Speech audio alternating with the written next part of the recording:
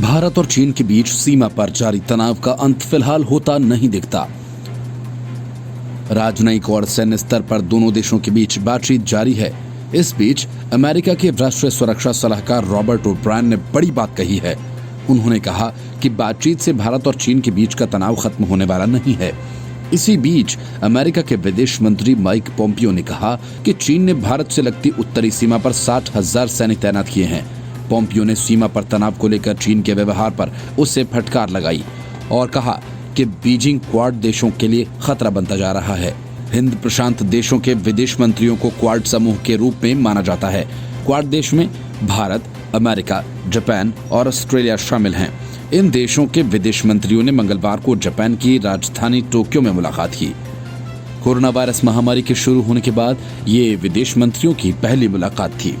विदेश मंत्रियों की ये बैठक हिंद प्रशांत, दक्षिणी चीन सागर में चीन के आक्रामक सैन्य रवैये और पूर्वी लद्दाख में LAC पर भारत के साथ जारी तनाव के बीच हुई। पोम्पियो ने कहा कि भारत का हिमालय में चीनी सेना के साथ आमना सामना हुआ, जहां दोनों देशों की सेनाओं के बीच झड़प भी हुई।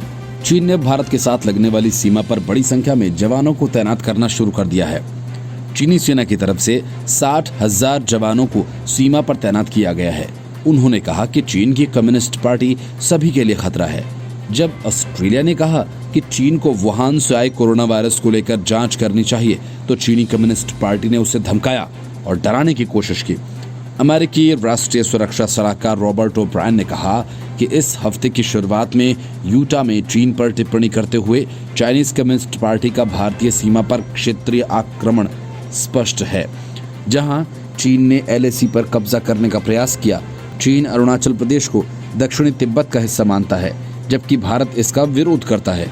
ओब्रायन ने कहा कि ताइवान स्ट्रेट में चीन क्षेत्रीय आक्रमण दिखाता है, जहां पीपल्स लिबरेशन आर्मी की नौसेना और वायुसेना अभ्यास की धमकी देते हैं। उन्होंने कहा बीजिंग के महत्वाकांक्षी अंतर्राष्ट्रीय विकास कार्यक्रम वन बेल्ट वन रोड में गरीब कंपनी चीनी कंपनी से निरंतर और अपारदर्शी कर्ज लेती हैं। इनमें चीनी मजदूर ढांचे का निर्माण करते हैं। इनमें से कई परियोजनाएं अनावश्यक घटिया तरीके से निर्मित हैं। अमेरिकी राष्ट्रीय सलाहकार ने कहा कि अब इन देशों की चीनी ऋण पर निर्भरता उनकी संप्रभुता को मिटा रही है और उनके पास कोई विकल्प नहीं है। उन्हें संयुक्त राष्ट्र में चीन की पार्टी लाइन पर चलते हुए वोट करना पड़ता है। ये स्वीकार करने का समय आ गया है कि वार्ता और समझौते के बीच चीन को बदलने के लिए राजी या मजबूर नहीं कर सकते हैं। Bureau report, news of India.